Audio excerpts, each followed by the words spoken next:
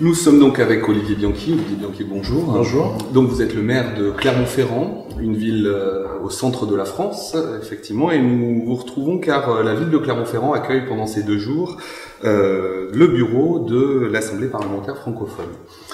Première question, pourquoi accueillir un tel événement au sein de votre ville, Clermont-Ferrand, et quel est votre regard sur la francophonie aujourd'hui dans le monde et les valeurs sous-tendues? D'abord, Clermont-Ferrand est une ville qui aime accueillir les congrès, les rencontres, les réunions.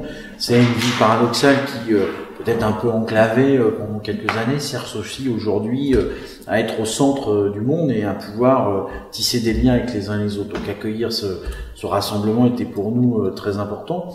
Et la francophonie, c'est d'abord, pour moi, il y a 3 enjeux majeurs. Évidemment, un espace culturel qu'il faut renforcer parce que nous avons besoin aujourd'hui que la langue française, la culture francophone, dans sa grande diversité, en Afrique, en Amérique, en Asie, puisse se nourrir et qu'elle montre justement ses nuances. C'est un espace de solidarité. Je pense que nous avons besoin aujourd'hui dans les relations internationales d'établir la solidarité. C'est vrai que nous avons là, avec des pays dont nous avons une histoire commune en général, donc il y a des liens très forts, nous avons à renforcer cette solidarité, puis c'est surtout un espace de réseau diplomatique. C'est-à-dire, je crois que si la France veut continuer à peser au niveau international, dans la vie du monde, dans la vie de la planète, avec un modèle qui est peut-être un modèle un peu différent des modèles dominants, et ben elle peut le faire aussi adossé et appuyé à l'ensemble de ces pays qui partagent avec elle un certain nombre de valeurs dont je crois les valeurs de la République, liberté, égalité, fraternité, sont au fondement. Et donc c'est un espace culturel, un espace de solidarité, un espace diplomatique. Voilà pour moi les 3 enjeux de la francophonie. Alors au cœur de cette francophonie, il existe un certain nombre de réseaux de villes, réseaux attachés à la culture, réseaux attachés à l'environnement, réseaux attachés à la santé publique dans le monde. En quoi, selon vous, les villes sont actrices du développement de la francophonie et en quoi la vôtre s'inscrit dans cette démarche? J'ai envie de dire, elles le sont sur leur propre territoire, et je donnerai un exemple avec Clermont-Ferrand, puis elles le sont aussi parce qu'aujourd'hui les villes jouent de plus en plus un rôle dans les réseaux internationaux. Alors sur le territoire, Clermont-Ferrand a une vie associative extrêmement riche, et donc depuis maintenant 4 ans, nous participons à la semaine de la francophonie et nous mobilisons une dizaine d'associations qui travaillent pour offrir pendant toute cette semaine des temps alors de sensibilisation à la littérature venant des pays francophones, des gens qui font aujourd'hui un club qui fait de l'écoute de radio internationale francophone. Donc on a comme ça un terreau associatif qui se mobilise et nous essayons de mettre à l'honneur la francophonie sur notre territoire. Et puis, les villes sont aujourd'hui des acteurs de l'international. Clermont-Ferrand est une ville-monde. Nous avons le siège de Michelin, siège monde ici chez nous. Il y a donc des centaines de nationalités différentes qui cohabitent. Et donc, nous avons un rôle à jouer. Nous avons des coopérations. J'en parlais hier encore avec justement une députée du Vietnam. Nous avons une coopération décentralisée avec UE au Vietnam. Nous avons eu longtemps un travail en Afrique du Nord de coopération. Donc nous avons comme ça un rôle à jouer et un rôle évidemment pas simplement dans le monde francophone, mais aussi dans le monde francophone. Et puis Clermont-Ferrand va se lancer dans la création d'un réseau des villes Michelin pour animer un réseau de coopération entre les élus, s'appuyant sur les endroits où Michelin s'est implanté sur toute la planète. Parmi ces implantations, très nombreuses sont en zone francophone. Et donc aujourd'hui, ce rassemblement est pour nous aussi une façon de montrer notre intérêt pour l'ensemble des pays de langue et de culture francophone. 2015 est une année particulière au cœur des débats internationaux des nations.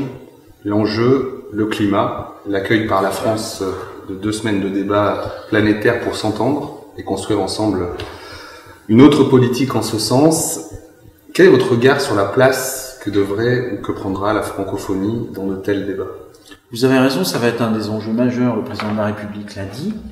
Et si j'ai dit que l'espace francophone était un espace diplomatique, j'entends bien justement, à travers cet exemple, prouver qu'il peut avoir une utilité. Peut-être pour soutenir et accompagner le modèle alternatif de développement harmonieux que le président de la République souhaite mettre en œuvre. Ce serait bien que les pays francophones puissent être à ses côtés pour promouvoir tout cela. Donc ils peuvent peser d'un poids, c'est-à-dire que ce n'est pas la France seule qui pourrait avoir un discours. Et puis parce que la francophonie, elle est diverse, et notamment sur les questions environnementales, elle concerne à la fois des territoires évidemment d'Europe ou du nord des pays développés, et en même temps d'un certain nombre de pays en voie d'émergence qui, eux aussi, sur les rapports par exemple de consommation, de dépenses énergétiques, ont des propos à dire, hein, c'est-à-dire en disant c'est pas maintenant que vous avez gaspillé les ressources de la planète au moment où nous accédons aussi à la possibilité du développement que vous devez faire porter sur nous les efforts principaux. Et donc le fait que l'espace francophone puisse tenir les différents discours qui vont être les discours qui vont structurer les débats de ce rassemblement, ça permettrait justement peut-être au sein de l'espace francophone une harmonisation des positions et donc renforcer les propositions que le président pourrait faire à l'issue de ce rassemblement. Pour conclure nos échanges, je serais tenté de vous laisser cette dernière minute pour envisager un message au monde francophone sur quelques piliers majeurs que vous pensez être au cœur des défis, non seulement de la francophonie, mais peut-être des grands enjeux tels que la santé, la paix, les conflits ou d'autres sur lesquels nous devrions ensemble travailler. Il y a des milliers de raisons, donc je peux pas tout mobiliser, mais j'ai envie d'en proposer trois en conclusion. Le premier d'abord, c'est, puisque c'est la francophonie, c'est la langue. Que notre belle langue continue à se développer, à se nourrir des richesses, des particularismes de tous ces pays. La France, le français n'appartient pas qu'à la France, il appartient à tous ces pays qui peuvent le nourrir, l'enrichir. Et donc, je fais le souhait que de nombreux écrivains de langue francophone émergent encore de tous ces pays, et d'ailleurs qu'ils soient appréciés par les lecteurs français. Le deuxième enjeu, il est très lié à ça, il est au fond l'enjeu éducatif. Je crois, par-delà tous les objectifs que nous avons dans le monde de plus en plus complexe qui arrive et de plus en plus violent, nous avons besoin que le monde éducatif, que la formation des enfants, que progresse. Et donc je fais le vœu que dans l'espace francophone, c'est la priorité à l'éducation qui soit donnée. Et puis, je l'ai un peu dit aussi, troisième priorité, c'est que l'espace francophone soit le pilier de la paix dans le monde. Nous avons besoin de retrouver des relations pacifiées. On avait cru un instant à la fin de l'histoire, il y a quelques décennies. Nous nous rendons compte qu'aujourd'hui les conflits se généralisent, se régionalisent, s'internationalisent aussi, notamment avec le terrorisme. Et donc que l'espace francophone soit l'endroit où se construise une première paix, et surtout donc une attention aux autres et un respect, une tolérance qui nous permettent de vivre tous ensemble sur cette planète. Olivier Bianchi, merci. Merci.